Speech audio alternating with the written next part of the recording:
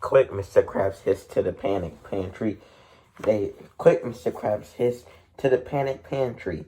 They ran away from the wall, just as the table smashed against it, splitting into pieces. Crash. The panic pantry was a secret secure room in the Krusty Krabs where Mr. Krabs and his employees could hide in the event of a dangerous emergency. Squidward and Mr. Krabs huddled in the small room, shaking with terror. I never thought I'd see the day where we have to use this room, Mr. Krabs said. They could still make out the muffled sound of angry customers rioting in the dining room. Mr. Krabs opened a tiny peephole and peered through. All he saw was a scene of destruction and devastation. Furious Bikini Bottom mites were throwing tables, chairs, and anything else they could tear loose from their wall. They could tear loose from the walls and the floor. They threw tables, the boat. They held the cash register from the floor and tossed it through the front window. Smash! The cash register hit the ground with a loud thud and gave a painful little ring of its bell. Ding! Oh, not me cash register, Mr. Krabs wailed. Oh, Cashy! He began to sob in tears, screaming. Where is SpongeBob? He asked. This is all his fault. At that moment, SpongeBob was snoozing, riding along the boat car driven by Otto. A bump in the road woke him and Patrick too. They looked around and saw cacti lining in what looked like a desert at the bottom of the ocean. The water seemed to have disappeared.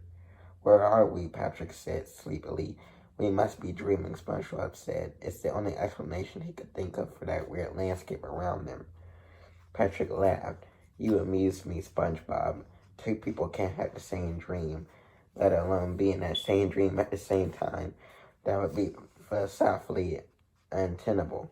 Indeed, SpongeBob said, nodding slowly. You do make an interesting point.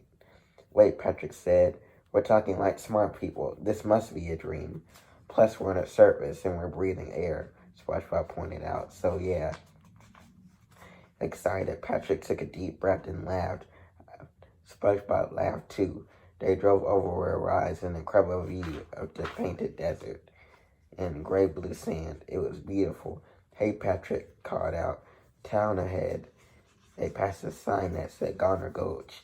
In the near distance, they could see an old western town.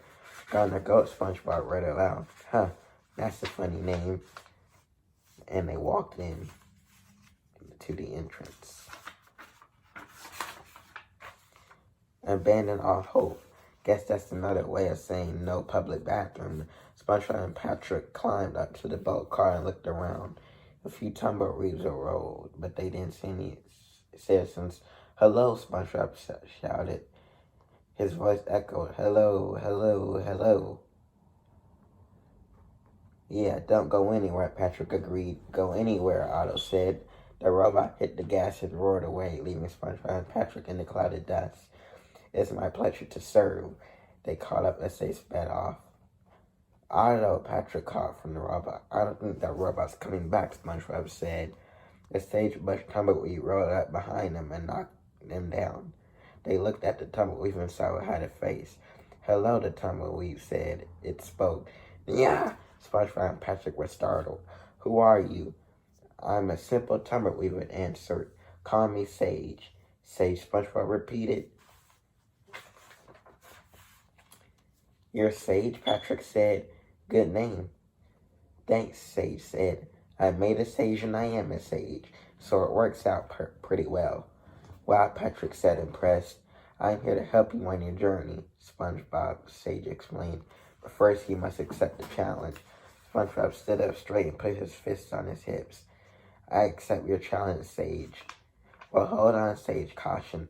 You should probably go through a period of agonizing self-doubt before you find the inner strength and finally take up the challenge. I can help you with that. He spit a coin on the ground. Patooey, ding. Ew, Patrick said, making a face.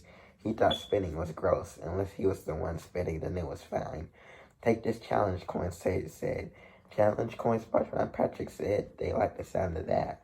It'll give you the courage whenever bravery is needed. It's short needed, Sage said. which in your case can assume it's like all the time.